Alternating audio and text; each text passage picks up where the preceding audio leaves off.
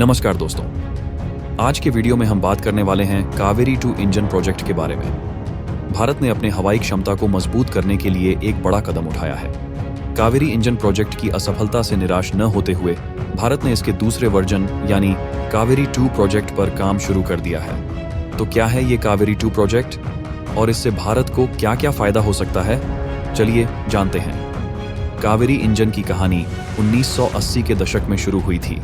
उस समय भारत ने खुद का लड़ाकू विमान इंजन बनाने का सपना देखा। हालांकि इसके विकास में कुछ कठिनाइयां आईं। भारत पर लगे अंतर्राष्ट्रीय प्रतिबंधों और तकनीकी चुनौतियों के कारण यह प्रोजेक्ट पूरी तरह से सफल नहीं हो सका। लेकिन भारत ने इस प्रोजेक्ट को बीच में नहीं छोड़ा। कावेरी इंजन अब भी उपयोग में है, लेकिन मानव रहित हवाई वाहनों में। अब इस प्रोजेक्ट के अनुभव का फायदा उठाकर भारत ने कावेरी 2 इंजन बनाने का काम शुरू कर दिया है, जो पूरी तरह से स्वदेशी है और आधुनिक लड़ाकू विमानों के लिए तैयार होगा। भारत के हवाई क्षमता को बढ़ाने के लिए आत्मनिर्भरता सबसे अहम है। कावेरी 2 इंजन को इस तरीके से डिजाइन किया जा रहा है कि यह भारत के 5वीं पीढ़ी के स्टेल्थ विमान एमका में लगाया जा सके। आप सोच रहे होंगे, आखिर कावेरी 2 इंजन क्यों इतना महत्वपूर्ण है? दरअसल जब यह इंजन सफल हो जाएगा तो भारत को विदेशी इंजनों पर निर्भर नहीं रहना पड़ेगा। यह स्वदेशीकरण की दिशा में एक बड़ा कदम होगा। भारत ने इसके अलावा विदेशी कंपनियों के साथ भी करार की योजना बनाई है ताकि नए इंजन का विकास तेजी से हो सके।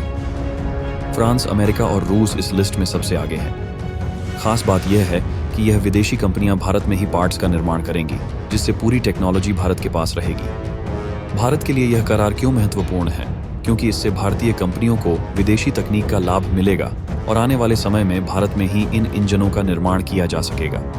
फ्रांस की कंपनी सफरान ने भी इस प्रोजेक्ट में अपनी रुचि दिखाई है। सफरान ने कावेरी इंजन की जांच करके बताया था कि केवल कुछ छोटे बदलावों के बाद यह इंजन लड़ाकू विमानों के लायक हो सकता है। अगर भारत इस दिशा में और निवेश करता है तो भविष्य में यह प्रोजेक्ट जल्द ही पूरा हो सकता है। हाल ही में भारत ने अपने सुखोई विमानों के लिए भी नए इंजन बनाने का काम शुरू किया है और इसे लेकर हिंदुस्तान एरोनॉटिक्स लिमिटेड के साथ एक बड़ा करार हुआ है। जीई जनरल इलेक्ट्रिक ने भी भारत के साथ अपने संबंधों को मजबूत किया है और बेंगलुरु में F4 एक 4 इंजनों का निर्माण कर रहा है, जो तेजस विमान में लगाया जाएगा। अब भारत का मुख्य उद्देश्य है कि इन इंजनों के हर कंपोनेंट को भारत में ही बनाया जाए ताकि विदेशी कंपनियों पर निर्भरता कम हो सके। भारत और रूस के बीच भी रक्षा क्षेत्र में गहरा सहयोग है। भारत ने ब्रह्मोस मिसाइल से लेकर सुखोई विमानों के निर्माण तक में रूस के साथ कई बड़े प्रोजेक्ट किए हैं। अगर हम रूस के साथ करार करते हैं तो भारत को तकनीकी सहयोग के साथ साथ तेज उत्पादन की सुविधा भी मिल सकती है।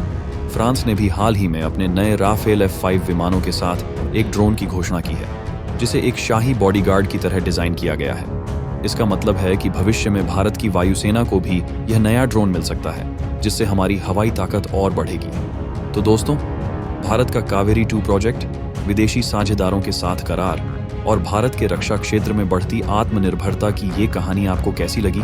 अगर आपको यह वीडियो पसंद आया हो तो इसे लाइक और शेयर करें। चैनल को सब्सक्राइब करना न भूलें और हमें कमेंट में जरूर बताएं कि आप क्या सोचते हैं भारत की हवाई तकनीक में आत्मनिर्भरता के इस सफर के बारे में। धन्यवाद। अगले वीडियो में फिर मिलेंगे।